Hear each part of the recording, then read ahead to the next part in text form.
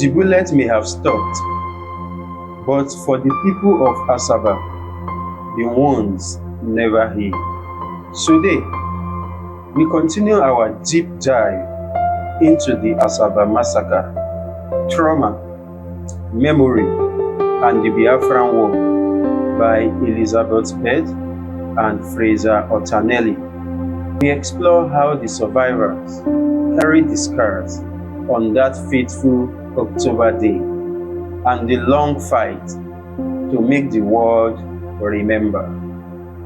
Survivors of the Asaba massacre were left with more than just a physical scars. Many had seen their fathers, husbands, sons, brothers gunned down before their eyes. The trauma was unspeakable, yet the world around them refused to acknowledge their pain.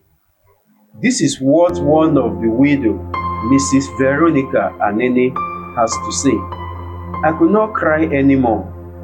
My tears dried that day. My husband was gone, and there was no grave, no ceremony, only whisper of his name. Unlike other Civil War horror, the Asaba massacre was not widely discussed in Nigerian history.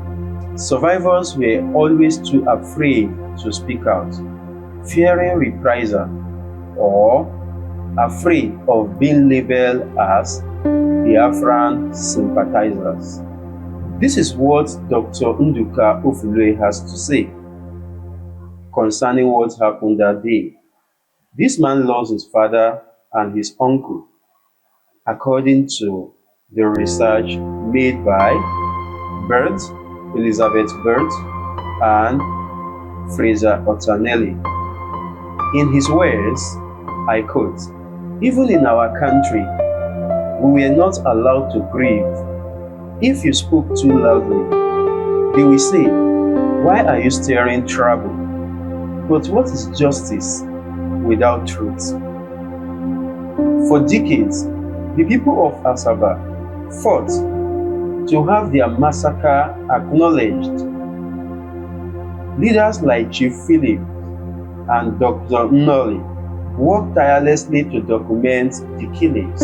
In 2017, 50 years after the massacre, the Nigerian government finally held a state-sponsored memorial service for the victims.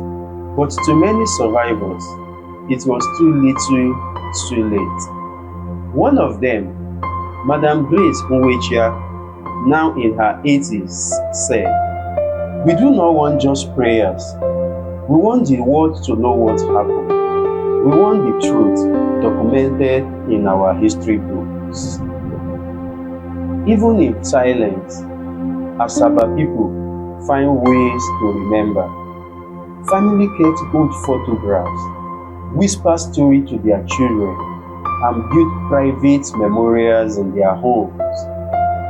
In 2018, a permanent memorial Asaba monument was erected in Asioku, listing the names of the victims.